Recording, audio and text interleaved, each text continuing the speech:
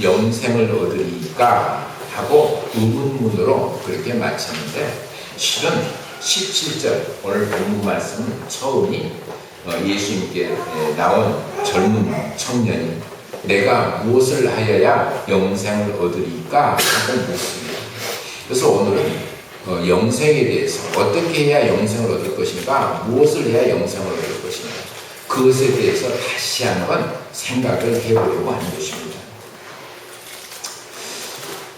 어제는 68주년 건국 기념일, 국군의 날이었습니다. 또 내일은 4348주년 개천절입니다. 그러니까 우리나라는 역사적으로 68년 전에 국군이 창설이 됐다는 이야기입니다. 4348년 전에 이 나라가 개국을 했다는 이야기입니다. 역사적인 사실입니다. 물론 건국에 얽힌 단군 신화와는 별개입니다. 여러분, 무슨 말을 드리고자 하는 거냐면, 우리 역사에는 가정이라는 것이 없다는 말씀을 드리고자 이 말씀을 드리는 것입니다. 국가나 개인이나 그것은 마찬가지입니다. 그런데 오래전에 텔레비전에 이런 프로그램이 있었습니다.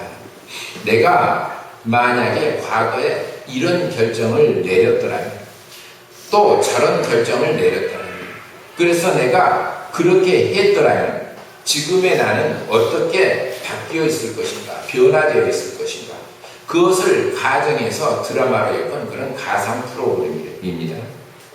그런데 그 텔레비전 내용을 보니까 그 결말이 우리가 전혀 상상할 수가 없는 그런 반전에 반전을 거듭하는 그런 내용으로 구성이 되어 있는 것을 볼 수가 있었습니다. 물론 가상입니다. 그러나 여러분, 인생은 선택이라는 말이 있습니다. 그렇습니다. 인생은 선택입니다. 우리는 날마다 선택을 하면서 살아갑니다.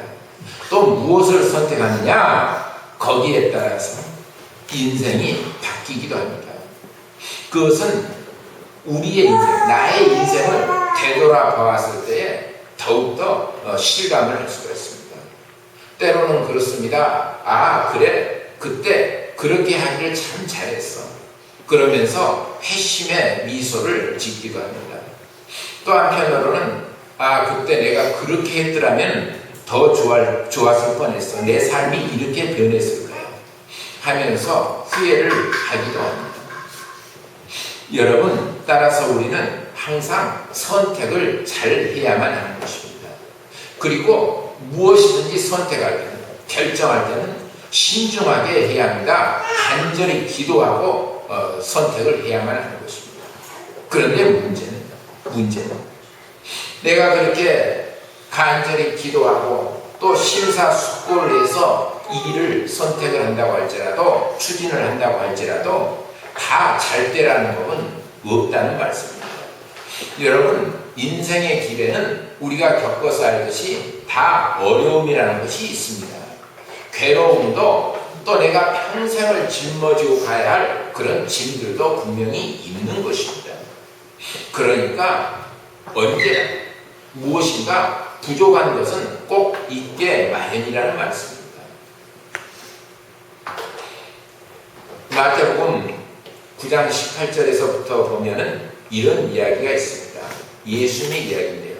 물론 이 이야기는 마가복음이나 또 누가복음에도 다 기록이 되어 있습니다. 공간복음에 다 기록되어 있다 중요한 말씀이라는 이야기입니다. 예수님께서 갈릴리 지방에서 전도 활동을 하시던 때였습니다. 하루는 회당장 중에 한 사람인 야이로, 이 야이로라는 사람이 예수님 앞으로 나오는 것입니다. 그렇다면 회당장이란 무엇인가? 어떠한 사람인가? 유대인들은요, 안식일이면 회당에 모여서 말씀을 묵상하고 기도도 합니다. 그러니까 현대의 교회처럼 동네마다 다 회당이 있는 곳입니다. 실은 안식일에 예루살렘 성전에 가야 되는데 거리상 머니까 그냥 회당에서 그렇게 하는 것입니다. 그곳에서 서로 성경 공부도 하고 말씀 묵상하는데, 회당장은 그 모든 안식일의 행사를 주관을 하는 것입니다. 따라서 회당장은 많은 율법적인 지식이 있어야만 합니다. 또한 인격과 인품이 있어야만 합니다.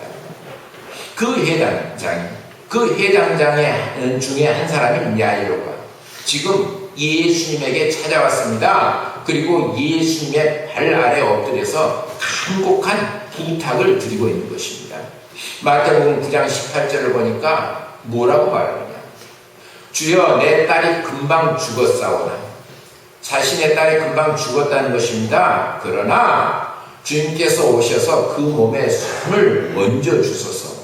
그러면 살아나겠나이다. 여러분, 한마디로요, 이 회당장의 선택은 옳은 것이었습니다. 잘 선택했습니다. 왜입니까? 어린 딸이 죽었을 때 가장 슬픈 일 아닙니까? 힘든 일 아닙니까? 그랬을 때 내가 누구를 찾아가야 됩니까? 창조주 하나님이십니다. 그 외아들이신 예수 그리스도이십니다. 그런데 회당장은 예수님을 찾아왔다는 것입니다. 이 옳은 결정을 보시고 예수님께서는 그의 간구를 들어주시기로 하셨습니다. 그래서 지금 예수님께서는 그 일행들과 함께 회당장의 집으로 가고 계시는 것입니다. 그 딸에게 손을 얹기 위해서입니다. 그때에 정말 수많은 사람들이 예수님과 함께, 예수님의 일행들과 함께 걸어가고 있었습니다. 그런데 그 무리 중에는요, 무려 12년 동안이나 혈루증을 앓아온 한 여인이 있었습니다. 12살 된 어린 딸이 죽었습니다. 12년 된 혈루증 여인이 나타났습니다. 그 의미에 대해서는 나중에 시간 있으면 다시 말씀을 드리겠습니다. 그동안 많은 의원들에게 이 여인은 치료를 받았습니다. 고통을 당했습니다. 있는 것 다 빼앗겼습니다. 이 여인의 결정은 잘못되었다는 이야기입니다. 잘못 결정하고 잘못 행했다는 이야기입니다. 그런데 이 여인이 가만히 들어보니까 이 회당장의 어린 딸을 살리기 위해서 예수님께서 지금 그의 집으로 가고 계신다는 것입니다. 가셔서 그가 죽었는데 죽은 딸 위에 손을 얹고 기도하신다는 것입니다. 그러면 살아나신다는 것입니다. 그렇다면 회당장의 어린 딸을 살리신다면, 그러면 나도 내 혈루병도 낫게 해주실 수 있지 않겠는가 하는 믿음이 이 여인에게는 생겼던 것입니다. 그러나 자기 자신의 처지를 가만히 생각해 봅니다. 나무한 처지, 정말 초췌한 모습, 어떻게 내가 저 남자 예수님 앞에 나아갈 수가 있다는 말인가? 뿐만이 아니라 혈루병인데 아픈 곳에 손을 얹고 기도해달라는 말을 어떻게 합니까? 안 되지 않습니까? 그래서 여인은 가만히 예수님 옆으로 다가갑니다. 그리고 예수님의 그 옷자락에 손을 댑니다. 만지는 것입니다. 간절한 기도, 병 낫기를 간절히 기도하면서 자신의 손을 갖다 대었던 것입니다. 그 순간 여인은 느낄 수가 있었습니다. 자신의 혈루병이 나은 것입니다. 피가 끊긴 것입니다. 그의 믿음이 예수님을 감동시키셨습니다. 그래서 혈루의 근원이 마르게 된 것입니다. 결국 이 여인의 최종적인 선택, 그 여인의 선택은 옳은 것이었습니다. 정말로 탁월한 선택이었습니다. 여러분, 사실 우리는 모든 것이 완전하지는 못합니다. 우리가 어떻게 인간인데 모든 것을 완벽하게 살아갈 수가 있겠습니까? 그래서 예수님께서는 사람의 가장 영리한 것이 하나님의 가장 미련한 것보다 못하다고 그렇게 말씀하셨습니다. 그래서 인간이 잘못될 때가 너무나도 많은 것입니다. 그런데 중요한 것은 내가 잘못을 인식했을 때, 내가 지금 잘못됐구나 그렇게 생각이 되거든 즉시 전능자이신 하나님 앞에 나와야 된다는 것입니다. 하나님 앞에 엎드려야 한다는 것입니다. 여러분, 그것이 바로 선택입니다. 선택입니다. 그러면 주님 앞에 엎드리면 지각에 뛰어나신 여호와께서 내 갈 길을 밝히 보여주시는 것입니다. 선한 길로 인도해 주시는 줄로 믿습니다. 그것입니다. 이 여인은 첫 번째 선택의 잘못으로 많은 고생을 했습니다. 12년 동안이나 고생을 했습니다. 그러나 자기가 잘못 가고 있다는 것을 알게 되었습니다. 그때에 주님을 만났습니다. 여인은 주님을 알아보았습니다. 그래서 주님 앞으로 나아갔습니다. 그 옷자락을 간절한 마음으로 기도하는 마음으로 만졌습니다.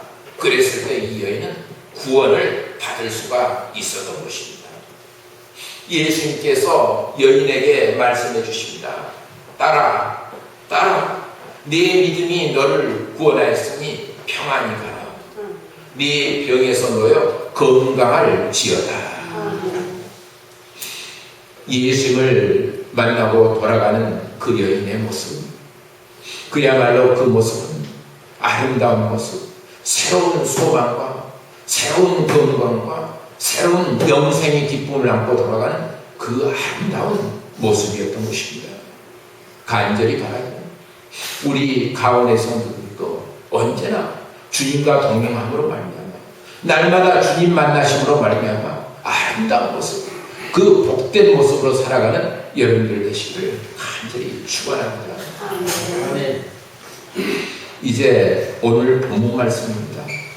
오늘 본문 말씀에 나오는 한 사람, 소 제목을 보니까 재물이 많은 사람 이렇게 기록이 되어 있는데요.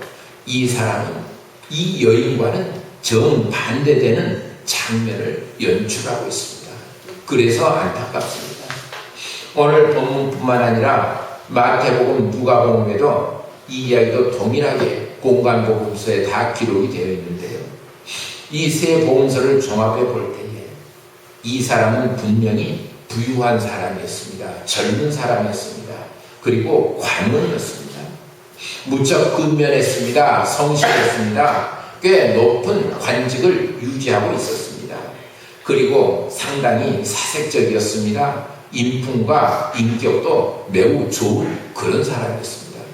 그러니까 세상적으로는 조금도 나무람이 없습니다. 아주 장래가 보장된 그런 젊은이였습니다.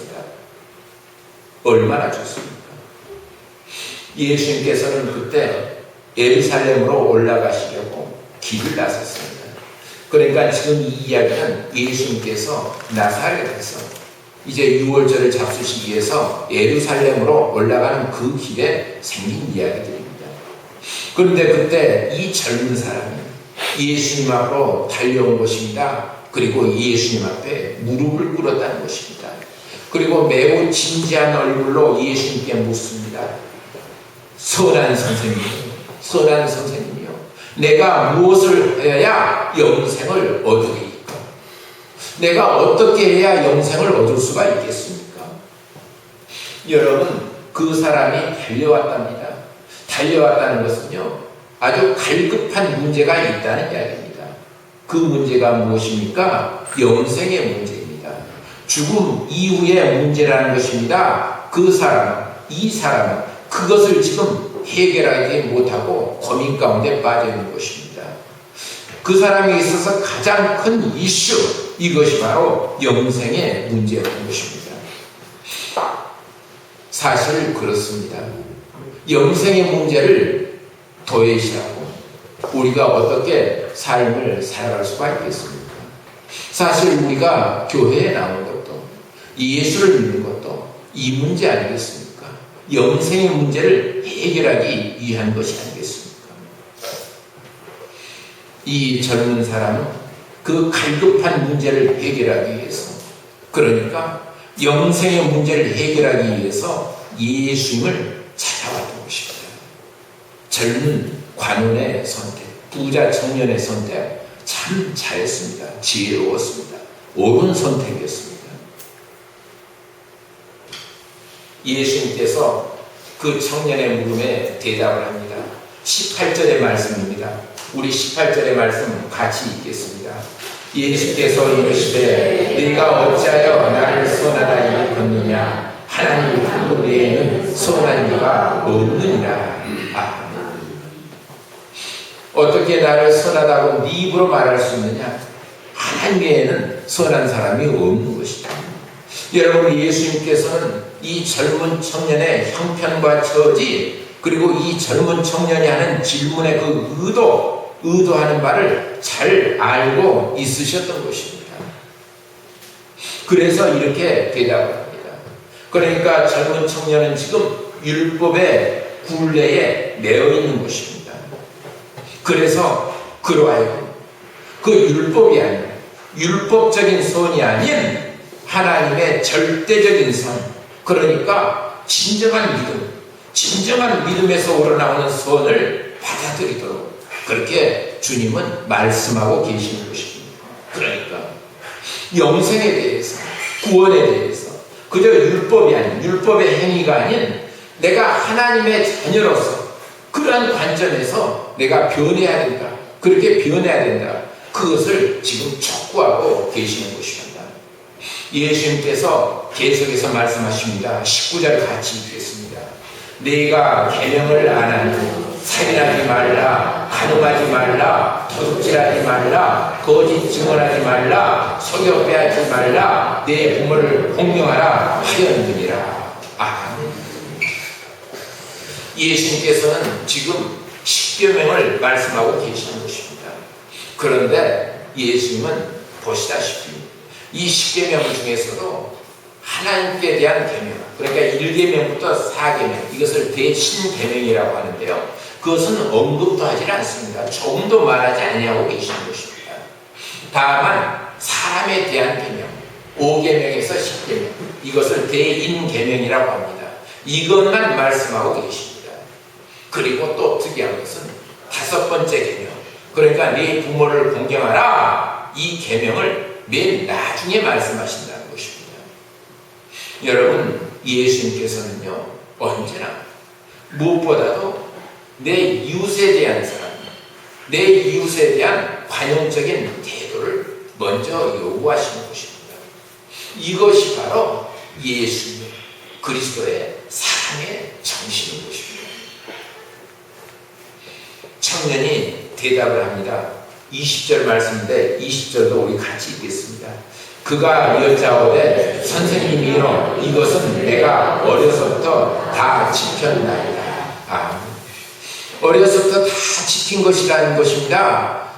어떻게 내가 그것을 안 지키고 지금까지 살아왔겠느냐는 것입니다. 맞는 이야기입니다. 유대인 남자아이들은요, 특히 남자아이들 6살이 되면 이미 율법 교육을 실시를 합니다. 그럼 그 전부터 그런 환경 속에서 자라는데 6살 되면 본격적인 율법 교육을 실시를 한다는 것입니다. 그렇기 때문에 그들은 기본적으로 삶 자체가 매우 율법적입니다. 장점이 많죠. 그러나 한편 생각해 보면 그들의 신앙의 모습은 매우 외식적인 그런 율법 행위에 치우치게 된다는 얘기입니다. 그러니까 행위는 따르지 않더라도 말로는 그 율법을 얘기하고, 그리고 신중에 그 율법에 합당한 그런 사랑의 마음을 갖지를 못한다는 얘기입니다. 그러니까 신앙의 모습이 외식적으로 치우칠 수밖에 없는 것이죠. 여러분, 그래서 유대교의 구원과는 믿음보다는 행위인 것입니다. 행해야만 구원을 받는다고 그들은 생각을 합니다. 그러나 여러분, 분명합니다. 그렇지 않습니다. 구원은요, 믿음입니다. 은혜입니다. 구원은요, 하나님께서 무조건적으로 주시는 그 은혜, 그 까닭에 우리가 얻을 수가 있는 것입니다. 여러분, 이것을 꼭 믿으시기를 바랍니다. 어떤 분들은 이것으로 논쟁을 걸어옵니다. 야고보서도 보면 믿음이 없는 믿음은 죽은 믿음이라고 합니다. 믿는다고 하면서도 행위를 올바로 하지 못하면 그것이 어떻게 구원을 받는다고 할 수가 있느냐 말씀하시는데요. 여러분, 믿음이 있는 사람, 진정한 믿음이 있는 사람이라면 그 행위 또한 다르게 하는 것입니다. 그렇게 되어 있습니다. 입으로는 믿는다고 하면서도 행위를 바르게 못하게 한다면 그것은 그 믿음은 가식적인 믿음입니다. 분명합니다. 그러니까 믿음과 행위는 이퀄 관계가 성립이 된다는 말씀입니다.